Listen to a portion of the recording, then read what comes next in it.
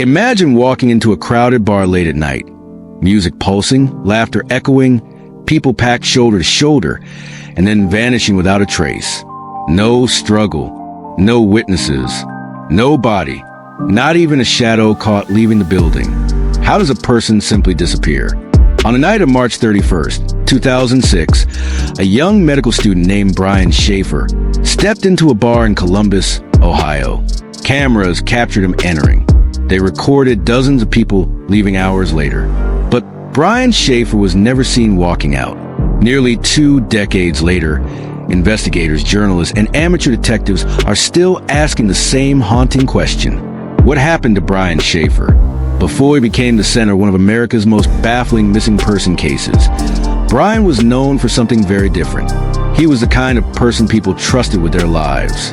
A future doctor, a devoted son, a loyal friend, a man whose future seemed bright and carefully planned. Brian grew up in the quiet suburban community of Pickerington, Ohio, not far from Columbus. Friends remembered him as charismatic and witty, someone who could make a room laugh with his sharp humor and easy confidence. But behind the humor was a deeply driven personality. He had worked hard to reach a dream he'd carried since childhood, becoming a physician. By 2006, Brian was a second-year medical student at Ohio State University College of Medicine, one of the most demanding academic environments in the country. Medical school is often described as a pressure cooker. Long nights of studying, endless exams, and the constant expectation of excellence. Yet, Brian handled it with determination. Those close to him said he was exactly where he wanted to be in life. Outside of school, Brian enjoyed music, socializing, and the occasional night out with friends. He had a natural charm that made people gravitate toward him. It also helped that he was known for being adventurous and spontaneous. While many medical students buried themselves entirely in textbooks, Brian still made time for fun. And then there was the person who meant the most to him, his longtime girlfriend, Alexis Wagner. The two had been in a serious relationship for years. Friends described them as deeply connected and supportive of each other's ambitions. They talked about traveling together and building a future once Brian finished medical school. In fact, in the spring of 2006, the couple had an exciting trip planned. They were scheduled to fly to Miami for vacation, just days after Brian's final exams ended. According to friends, Brian had even begun thinking about something bigger than a vacation. Some believe he was considering proposing. From the outside, Brian Shaffer's life looked like it was unfolding exactly as it should. He had a promising career ahead of him, a loving relationship, and a close relationship with his family. But beneath the surface, Brian was quietly carrying a weight that few truly understood. Only weeks before his disappearance, Brian had experienced a devastating loss. His mother, Renee Shaffer, had died after battling cancer. The loss hit Brian hard. Those closest to him said the grief lingered like a shadow over everything. Losing a parent at any age is painful, but losing one during such a pivotal moment in life can be overwhelming. Brian had always been close to his mother, and her death left a void that friends noticed immediately. Still, Brian tried to push forward. He buried himself in schoolwork. He continued spending time with friends, and he kept making plans for the future. But grief has a way of changing people in subtle ways. Some friends later wondered if Brian was struggling more deeply than anyone realized. Others insisted he seemed hopeful, determined to keep moving forward despite the pain. Only one thing was certain. On the night he disappeared, Brian Shaffer wasn't a man preparing to vanish. He was a man celebrating. Spring break had just begun. Exams were finally over, and for the first time in weeks, Brian could breathe. He planned to meet friends, relax, and enjoy the start of short break before returning to the intense world of medical school. What no one knew, what no one could have imagined, was that this ordinary night out would become the last confirmed night anyone would ever see Brian Shaffer alive. And somewhere between the flashing lights of a crowded bar and the early hours of the morning, something happened. Something that turned a carefree celebration into one of the most perplexing disappearances in modern true crime history. Because when investigators later reviewed the security cameras, they discovered something deeply unsettling. Brian Shaffer had walked into the bar, but somehow he never walked out. The night of March 31st, 2006 began like so many others for Brian Shaffer. There was nothing ominous about it. Nothing that suggested the evening would become the beginning of a mystery that investigators and families would still be grappling with nearly 20 years later. If anything, the night felt like a moment of relief. Medical school had been exhausting, and the pressure of exams had consumed Brian's life for weeks. When the final test was over, the tension finally lifted. For the first time in a while, he could relax. Earlier that evening, Brian met his father, Randy Shaffer, for dinner. The two shared a quiet meal together in Columbus. For Randy, it was simply time spent with his son. For Brian, it was a chance to step away from textbooks and responsibilities, even if only for a few hours. Their relationship had grown stronger after the loss of Brian's mother. The grief they shared had drawn them closer, and despite the heaviness that still lingered in the family, there was also a sense that life needed to continue. When dinner ended, Brian headed out to meet a close friend, Clint Florence. The plan was simple. Celebrate the start of spring break with a few drinks and a night out in Columbus' lively entertainment district. The Short North area was buzzing that night. College students, young professionals, and weekend crowds packed the streets and bars. Music spilled out from open doors.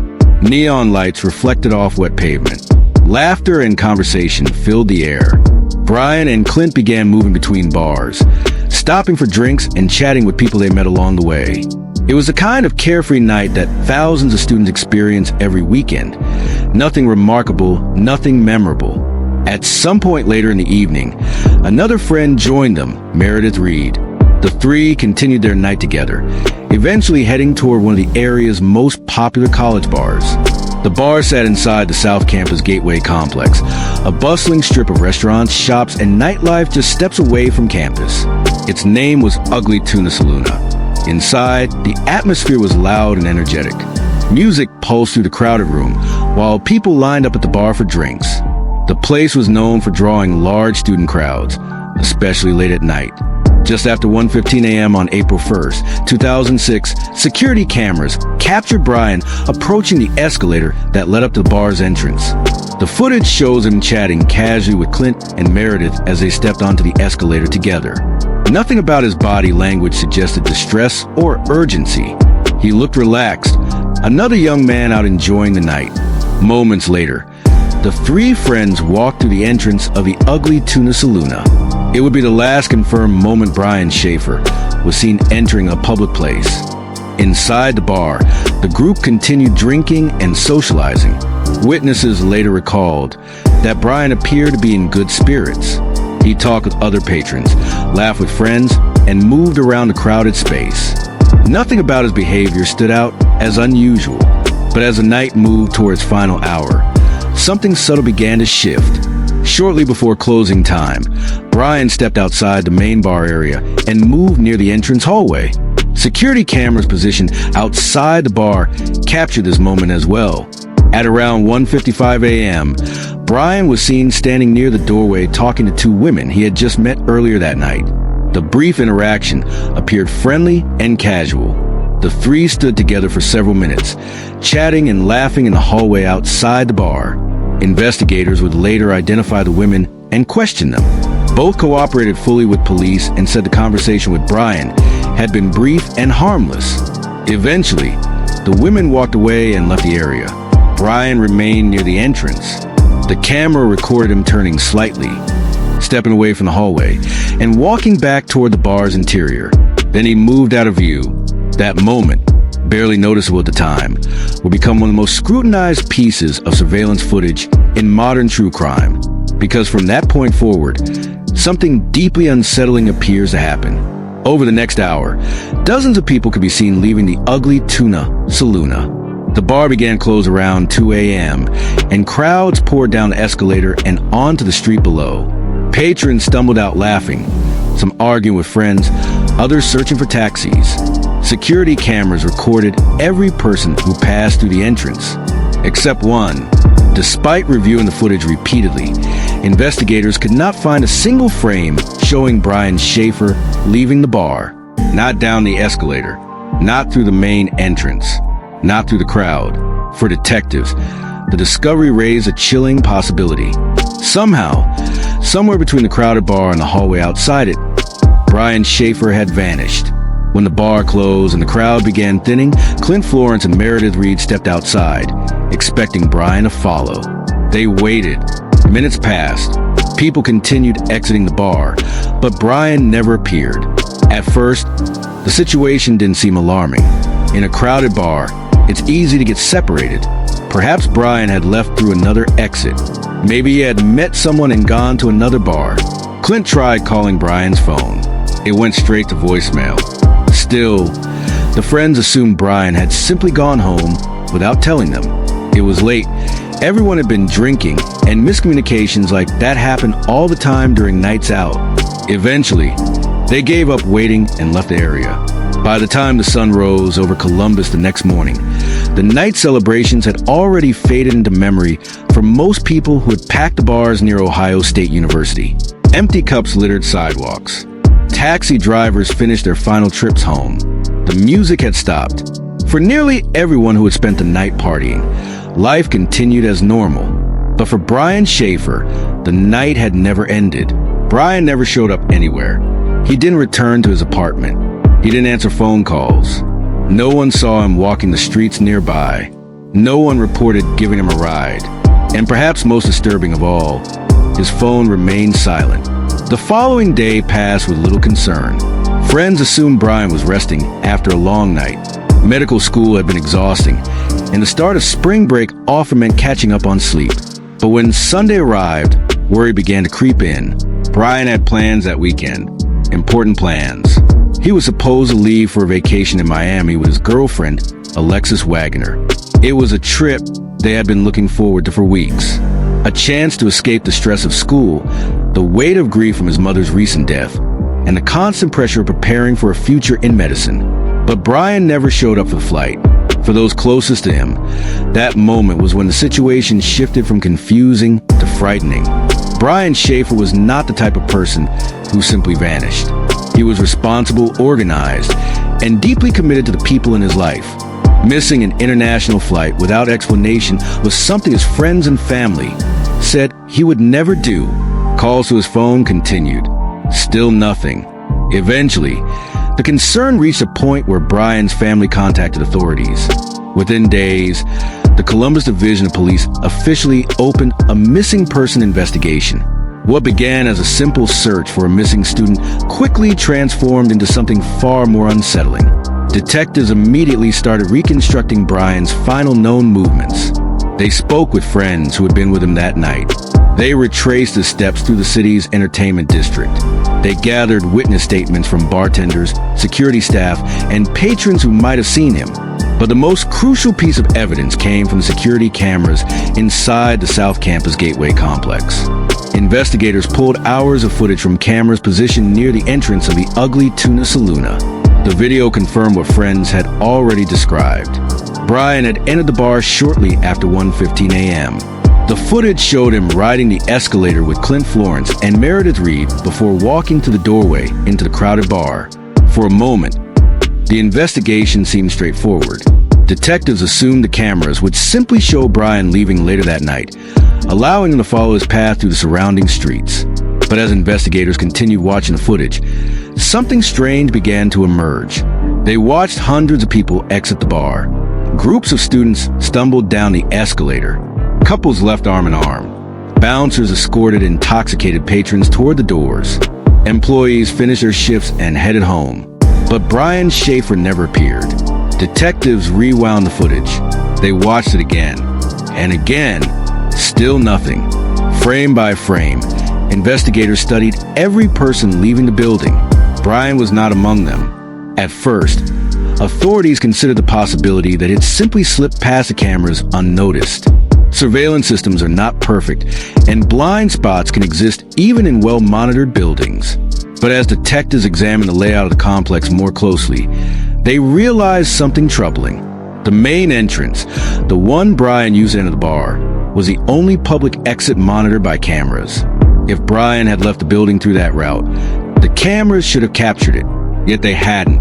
This raised a chilling question. Had Brian ever left the bar at all? investigators began exploring the building itself. The South Campus Gateway Complex had been undergoing construction at the time. Behind certain walls and corridors were unfinished areas, maintenance pathways, and service access points that normal patrons rarely noticed. One theory suggested Brian might have used a service exit if he had wandered into a restricted area, perhaps while looking for a restroom or an alternate way out. It was possible he had left the building without passing the main camera. But that explanation raised another problem. If Brian had exited through one of those service routes, where had he gone afterward? Detectives searched the surrounding streets. They checked alleyways, parking structures, dumpsters, and nearby construction zones. No evidence. They expanded the search outward, combing through neighborhoods surrounding the bar district. Still nothing. Brian's apartment was also examined carefully. Inside, everything appeared exactly as he had left it. His belongings were untouched. His car remained parked outside. His wallet, clothing, and personal items showed no signs that he planned to disappear. Even more puzzling, there was no activity on his bank accounts or credit cards after the night he vanished. No withdrawals, no purchases, no digital trace of movement. It was as if Brian Shaffer had simply evaporated somewhere between the crowded bar and the streets outside. For investigators, the case had become deeply unsettling. Missing persons cases often leave behind clues, financial activity, sightings, physical evidence, something that helps establish a timeline. But in this case, the timeline ended abruptly. The final confirmed image of Brian Shaffer showed him standing near the entrance hallway of the bar, talking casually with two women. Moments later, he walked out of the camera's view, and from that point forward, the trail went completely cold. No witnesses, no confirmed sightings, no evidence explaining how a 27-year-old man could vanish from one of the busiest nightlife areas in the city. As the investigation intensified, detectives began considering possibilities that were far more disturbing. Because if Brian hadn't simply wandered away, then something might have happened to him that night. Something hidden in the shadows of a crowded bar. And the deeper investigators dug into the case, the more bizarre the clues became. As investigators continued searching for answers in the disappearance of Brian Shaffer, the mystery began to take on a different weight. One measured not in evidence or timelines, but in the quiet suffering of the people left behind. Cases like Brian's often become puzzles for investigators in internet communities, filled with theories and speculation. But for those closest to him, the disappearance was not an intellectual mystery. It was a living nightmare. Every morning began with the same question, "Where's Brian?" And every night ended with the same painful silence. For Brian's father, Randy Shaffer, the grief was overwhelming. Only weeks before Brian vanished, Randy had already endured the devastating loss of his wife after a battle with cancer. Now his only son was gone too. Friends of the family said Randy refused to accept that Brian had simply disappeared forever. Instead, he threw himself into the search with relentless determination. He spoke regularly with detectives. He participated in interviews with local media. He urged anyone who might have seen Brian that night to come forward. Every tip, no matter how small, was treated as a possible breakthrough. Flyers bearing Brian's photograph began appearing across Columbus. His face stared out from bulletin boards, storefront windows, and street poles near the campus of Ohio State University. The posters all carried the same message: missing. Each one represented a desperate hope that someone, somewhere, had seen something important. For Brian's girlfriend, Alexis Wagoner, the disappearance created a different kind of emotional torment. The two had planned to travel together only days after Brian vanished. Their trip to Miami was supposed to be a brief escape from the pressures of life, a chance to relax after exams and spend time together. Instead, Alexis found herself waiting for phone calls from investigators. She continued trying to reach Brian's phone long after the night he disappeared. At first, the calls went straight to voicemail, but then months later, something strange happened. One of her calls appeared to connect. For a brief moment, the phone rang. Hope surged through those following the case. If the phone had rung, did that mean it was turned on somewhere? Could Brian still be alive? Investigators quickly examined the incident, analyzing cellular network data and phone records. Their conclusion was deeply disappointing. The brief ringing was likely caused by a technical anomaly, a glitch in the cellular system rather than evidence that the phone had actually been activated. For Alexis and Brian's family, the realization was crushing. Even small moments of hope seemed to dissolve into confusion. As the months turned into years, the disappearance of Brian Shaffer became part of the collective memory of Columbus. Students arriving at Ohio State University heard the story whispered during late-night conversations. The case became a cautionary tale told among friends leaving bars in the early morning hours. Some people claimed they had seen Brian somewhere after the night he vanished, walking through another city, living under a different identity, starting a new life. But every reported sighting eventually collapsed under investigation. None could be confirmed. Then in 2008, the Shaffer family suffered another devastating blow. Brian's father, Randy, was killed during a violent storm when a tree fell on him in his yard. He died without ever learning what had happened to his son. For many observers of the case, Randy's death felt like another tragic layer added to an already heartbreaking story. Shortly after his death, something deeply unsettling appeared online. On the digital obituary page created in Randy's memory, a brief message appeared. "Dad, I love you.